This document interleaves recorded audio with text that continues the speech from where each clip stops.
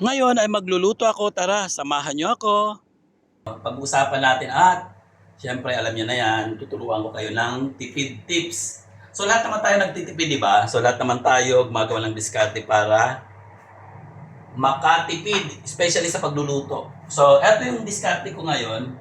Meron kasi akong niluto kahapon na manok na ginisa. So yung buto-buto, tapos may gulay yon, nilagyan ko ng kangkong. So since na marami yung buto-buto ko at mayroon pang sabaw, so may konting sauce pa. Ngayon gagawin ko is lalagyan ko na lang siya ng gulay na kamote. Yung kamote talbos. So ipapakita ko sa inyo mamaya. So samahan niyo ako at isa pa ipapakita ko rin sa inyo isang pagluluto ng hotdog kung paano ba kayo nagluluto ng hotdog dito sa UAE UAE version kasi yung hotdog dito is matagal na eh. Sobrang alam niyo yung minsan naabot na yata ng isang taon. So mas magandang pakuluan muna. So tara ipapakita ko sa inyo. So ayan guys, eto na yung aking hotdog. Ayan. So pinapakuluan ko muna.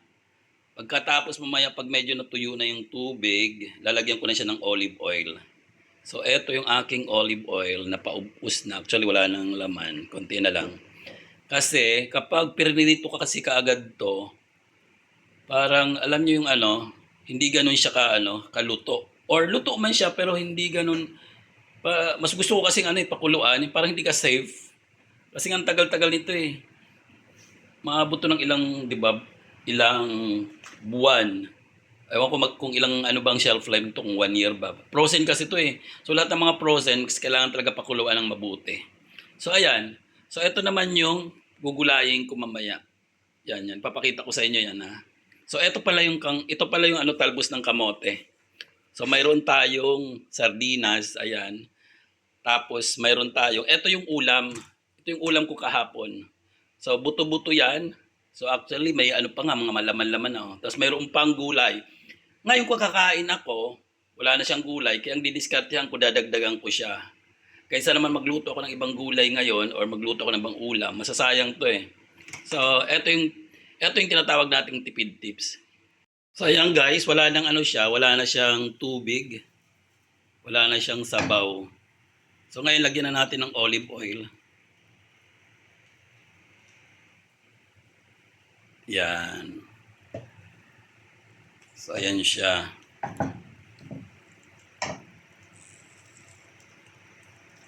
Para maprito naman siya. Yun nga, ulitin ko dito kasi sa UAE, halos lahat ng mga pagkain is frozen, especially dito sa hotdog at saka sa chicken. So yung beef lang dito is hindi frozen kasi may mga rito eh. May mga butchery shop ng mga meat. Kahit naman chicken meron, kaya lang mahal ang mga presyo. Kaya eto, mas madaling lutuin kasi ilalaga mo lang tapos lagyan mo ng oil. So yan, pwede ka na makakain. Yun nga lang, hindi siya healthy. Hindi healthy ang hotdog. So advice ko sa inyo, huwag kayong kain ng hotdog. So ito na. So ko na lang siya, patatamblingin ko na lang siya mamaya. So pwede naman siyang iikot-ikot lang ng ganun eh. So hindi naman siya ayan. Tulad yan oh. Ikot-ikot lang ng ganyan. So mamaya ulam na, 'di ba? So mamaya punta naman tayo mamaya dito sa gulay, sa talbos. Ayan guys, kumukulo na ang aking manok. Itong buto-buto. Ngayon, etong diskarte ko. So pinapakulo ko siya at lalagyan ko pa siya ng konting tubig. 'Di ba? Ang dami pa, 'di ba? Kasi pag hindi na naman nakain 'yan, masisira na naman 'yan. So ganun dito sa UAE.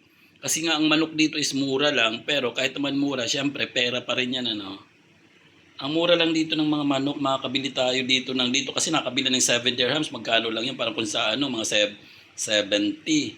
Or pag kinonvert talaga natin yan sa atin kasi 50 ng rate, medyo wag na natin pero mas mura pa rin kasi dito 7 dirhams lang. Sa atin yata nasa 300. Mga ganun yung presyohan na yata.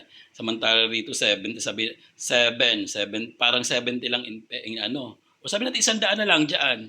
So, mura pa rin. O di ba? Ito na yung hotdog ko kanina. Ngayon, ito talaga dapat ang lulutuin ko, di ba? Ito talagang talbos na to with matching sardinas. Ngayon naisip ko nga na Meron naman ako since nandyan na rin yung manok, naka-ready na. So kung ilang araw pa yan maitatambay dyan sa ref, di na masarap. So eto, sa susunod na lang. So ngayon, naka-ready na nga eh. So itong sardinas at saka itong magic sarap. Naka-ready na siya. Since na nandito na yung ulam ko, so goodbye ka na ngayon. Oh, di ba? With matching ganon. So yan ang gagawin ko na lang. Ngayon timplahan na lang natin, lagyan natin ng asin at saka pamenta. With matching ano? Ay hindi, balik pa natin ang magic sarap. Lagyan natin ng konti. So eto na. Lagyan na natin. So yan na guys, timplahan na natin. Lagyan na natin ng pamenta, konti. At konting asin.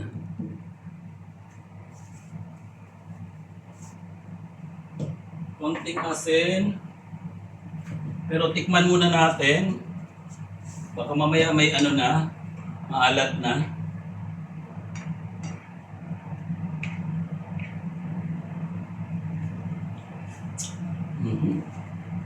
Masarap na. Lagyan na lang natin ng konting ano, magic sarap para mas sinasarap.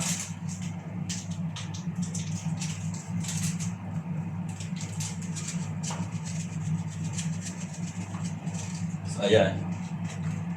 At ngayon ilaglag na natin tong talbos. So eto na, talbos. Lagay na natin.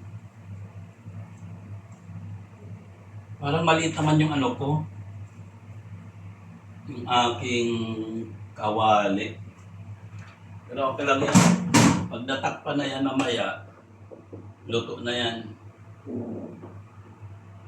Yan. Mainitan lang yan eh. Luto na yan mamaya. So ayan. Hintay-hintay lang tayo ng mga ilang minuto para kumain na rin tayo at malapit na matapos. So ayan guys, tingnan nyo oh. Diba?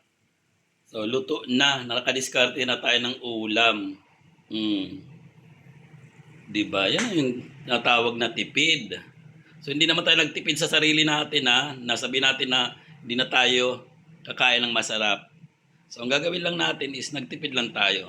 So, yan yung mga discarding tipid. Diba? Hindi nasasayang yung pagkain. Kasi, kung mangyari yan hindi naman kainin ng araw, sira. So, ayan. Since may talbos pa, favorite ko talaga yung talbos na yan kahit sa probinsya pa, doon sa Samar. At itong hotdog, favorite ko rin yan. So, ayan. Patapos na. Assemble na natin yung mesa para makakain na tayo. So, eto na guys, yung aking table, yung aking folding table. So, dito ako kakain at ihanda ko na. So, ayan, lagay na natin yung ano, yung hotdog at yung ulam. Nasaan yung ulam natin?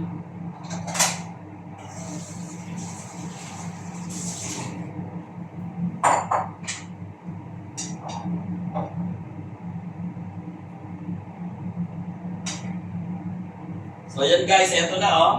Yung ating ulam. Diba? Panalo.